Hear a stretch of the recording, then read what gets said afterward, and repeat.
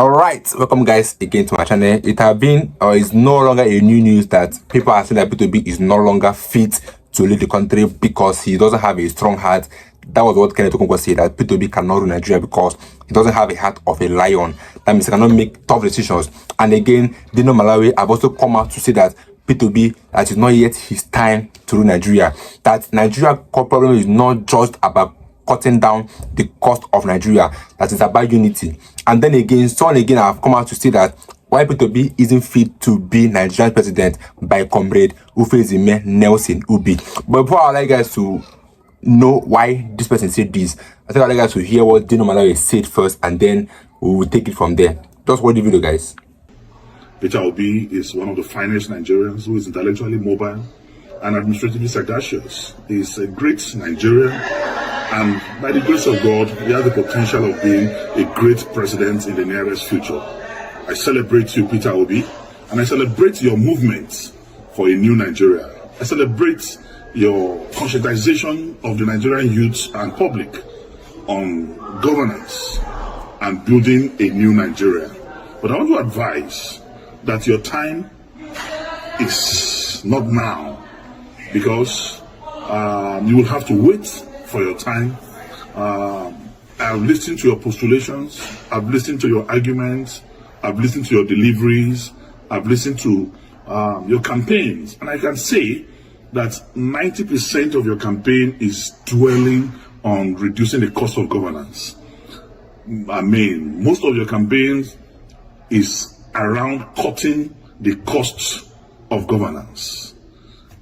And I want to tell you that the problem of this country is beyond just cutting the cost of governance. The problem of this country is beyond reducing the cost of governance.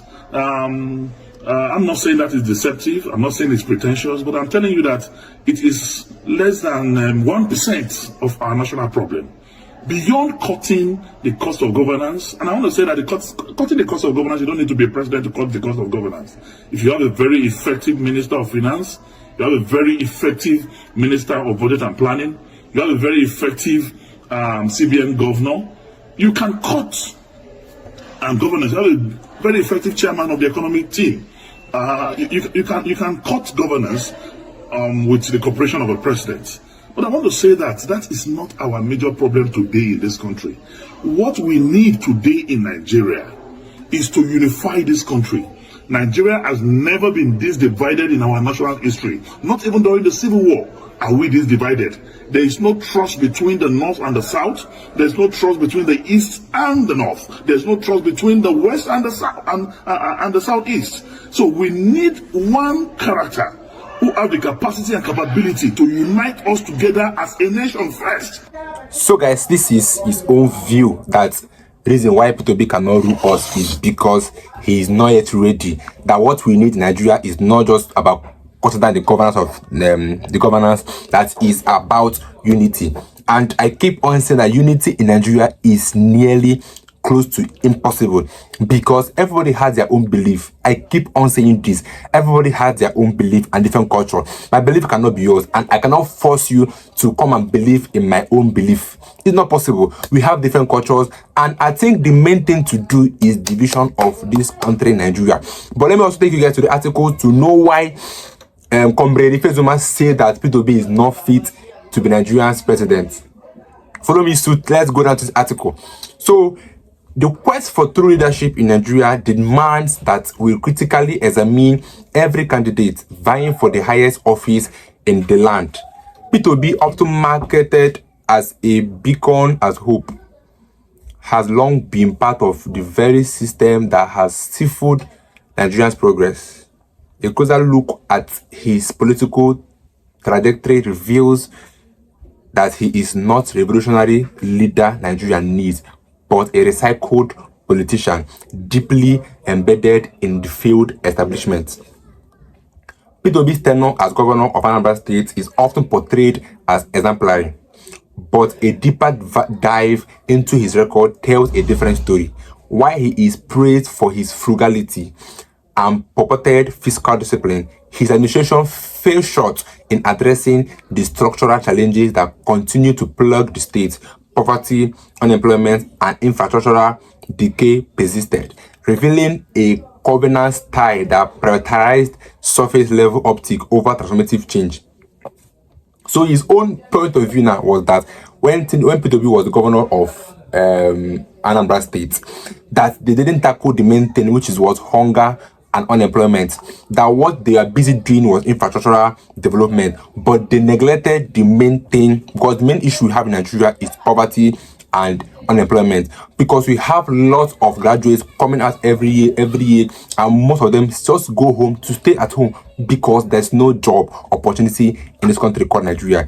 The government does not make it, not make provisions for people that come out of school to see jobs to go and do. They all will go back to home and start learning a skill, some going into fraud, and then tomorrow the government will be blaming the youth that youth are lazy, whereas you didn't provide an opportunity. So I keep on reading the article. As a career politician, Obi has operated within the same political framework that has enabled corruption and exploitation. His affiliations with political parties that have perpetuated Nigerian wars highlight his inability or unwillingness to break from the status quo. Rather than offering bold, innovative solutions, Obi represents a continuation of the system that prioritized personal ambition over national development. Obi's narrative as a successive businessman turned politician is also worth interrogating. Governance is far more complex than balancing spreadsheet and cutting costs.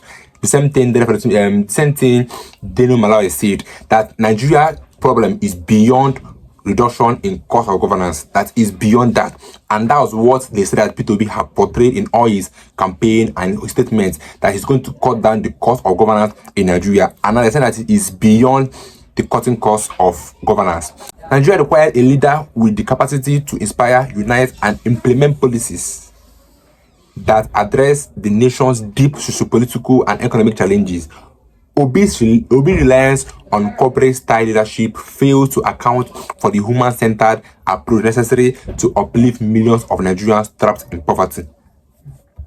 Moreover, Obi's interaction with influential figures from Nigeria's controversial past raised red flags about his commitment to real change, aligning with or seeking endorsement from individuals who play a significant role in Nigeria's decline, suggests that his priorities may align more with preserving the old guard than dismantling it.